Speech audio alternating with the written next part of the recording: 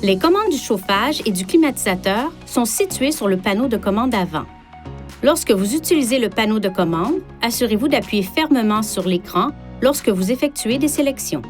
Touchez cette touche pour activer le système de chauffage et de climatisation, puis utilisez cette touche pour régler manuellement la température désirée.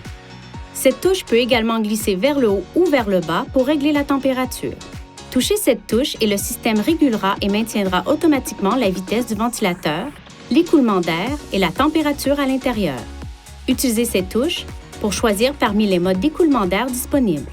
Les icônes indiquent quelles sorties d'air sont actives. Utilisez cette touche pour contrôler l'écoulement d'air. Touchez cette touche pour activer le mode Sync.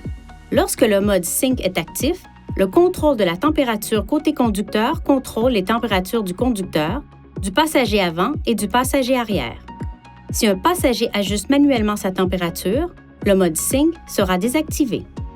Cette touche commande l'admission d'air du véhicule. Appuyez sur la touche pour l'allumer en orange et faire recirculer l'air de l'habitacle. Cela augmente l'efficacité de la climatisation et permet de bloquer les odeurs extérieures. Appuyez sur la touche pour l'allumer en blanc et faire entrer l'air frais extérieur, ce qui améliore les performances de désembuage du véhicule. Lorsque cette icône s'affiche, l'admission d'air est contrôlée automatiquement. Touchez cette touche pour activer ou éteindre manuellement la climatisation. Dans des conditions chaudes et humides, une brume visible peut sortir des bouches de ventilation lorsque la climatisation est activée. Cela n'est pas un signe de mauvais fonctionnement. Si votre véhicule est équipé du refroidissement biométrique, le système contrôlera le flux d'air en fonction de diverses conditions, notamment la température du visage des passagers. Lorsque le siège passager avant est occupé avec la ceinture de sécurité bouclée et que le système détecte une température élevée, le volume du flux d'air vers le siège avant augmente. Lorsqu'un siège de deuxième rangée est occupé avec la ceinture de sécurité bouclée et que le système détecte une température élevée, le volume du flux d'air est augmenté vers la deuxième et la troisième rangée pendant un certain temps. Le système n'a pas la capacité d'identifier individuellement les passagers et les relevés de température corporelle ne quittent pas le véhicule. Pour activer ou désactiver le système, touchez Réglages, Véhicule, Air ambiant, puis Refroidissement biométrique pour activer ou désactiver le système. Lorsque le refroidissement biométrique est actif, cette touche est affichée en blanc. Pour dégivrer ou désembuer les vitres avant et latérales, appuyez sur cette touche.